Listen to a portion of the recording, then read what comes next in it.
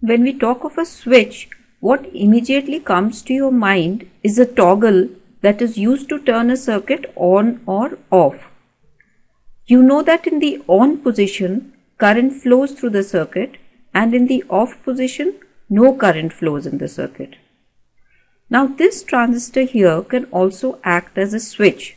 Seems strange, but yes, it can.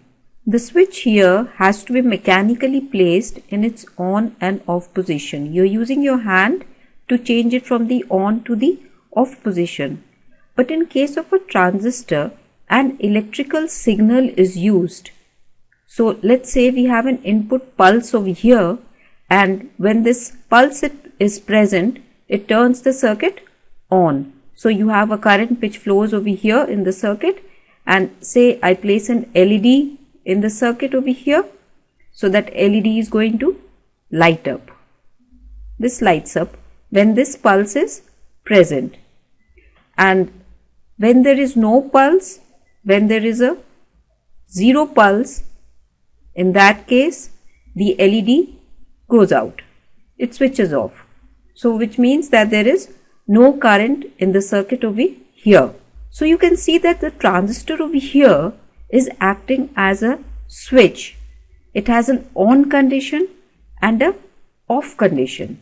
In the on condition, maximum or saturation current flows in the output circuit. Doesn't matter if you really didn't get this point, we'll be discussing it shortly. And in the off condition, there is no current flowing in the output circuit. And we're not going to have any intermediate stages. We'll have the transistor fully on or fully off. So we'll just discuss this in detail now. A transistor can be made to operate in three modes. One is an active mode, the other is a cutoff mode, and the third is a saturation mode. In the active mode, the transistor is used as an amplifier. So when a transistor works as an amplifier, the values of the voltages and resistances are adjusted so that it works in the active region. Whereas if you have to use a transistor as a switch, the values of the voltages and resistances are adjusted in such a way that it operates only in the cutoff and saturation region. This is in case of a switch. Now let's look at the circuit and see how are the on and off states achieved. See, this over here we have is an NPN transistor. This terminal is the emitter, this is the base, and this is the collector. Okay, now there is no DC biasing over here in the input circuit. The input is controlled by the input pulse which we will apply. Now first let's take a look at the off state. The off state would be when there is no current when there is no collector current. So in this state the input pulse is 0. When the input pulse is 0, then the base is at 0 volts, and you can see that the emitter is already kept at 0 volts. This means that the potential difference between the base and the emitter is 0. Now if both are at 0 volts, then the junction, the base emitter junction, is obviously not forward biased, so the base current will be 0. Now you know that the base current will actually remain 0 as long as the base emitter voltage is less than about 0.7 volts, which is the cut-in voltage for a silicon transistor. So you can also think of the transistor as two diodes which are placed back to back, and for the transistor to be conducting, the first diode must conduct current, which means the base emitter junction has to be forward biased.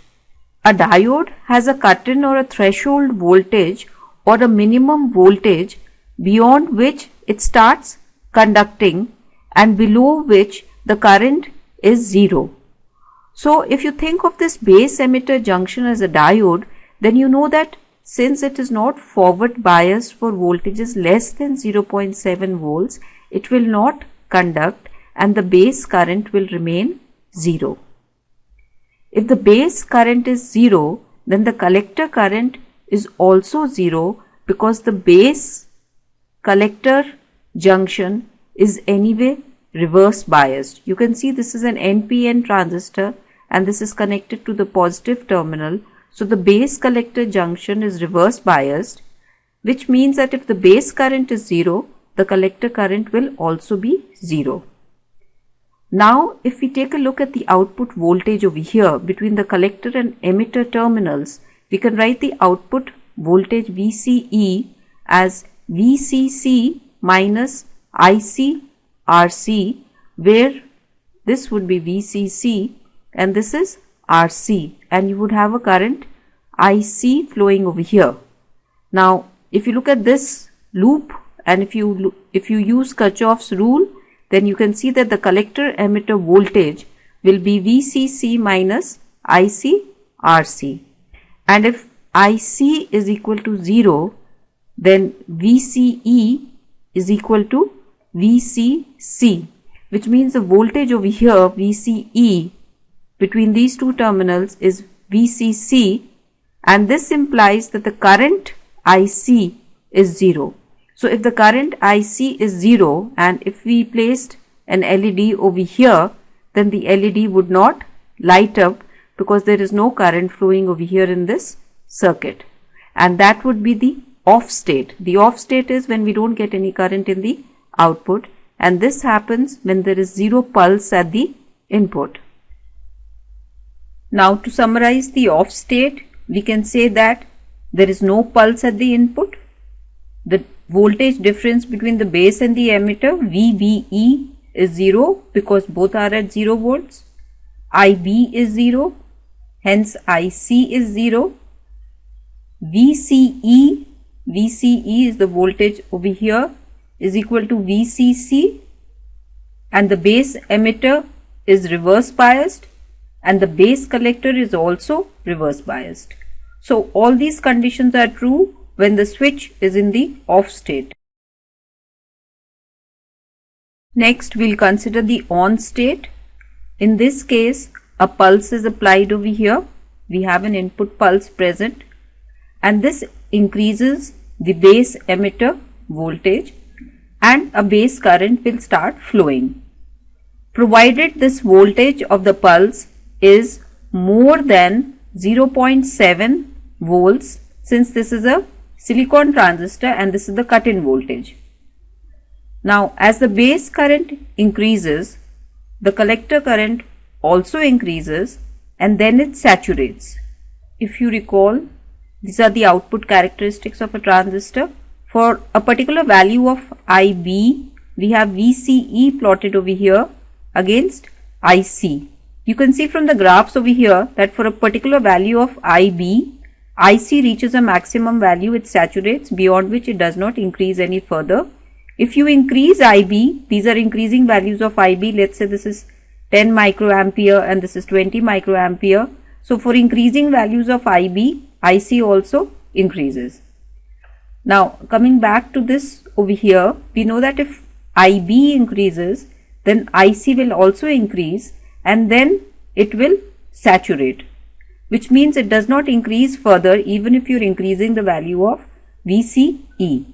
Now you know that the output voltage in this case VCE is equal to VCC minus IC times RC.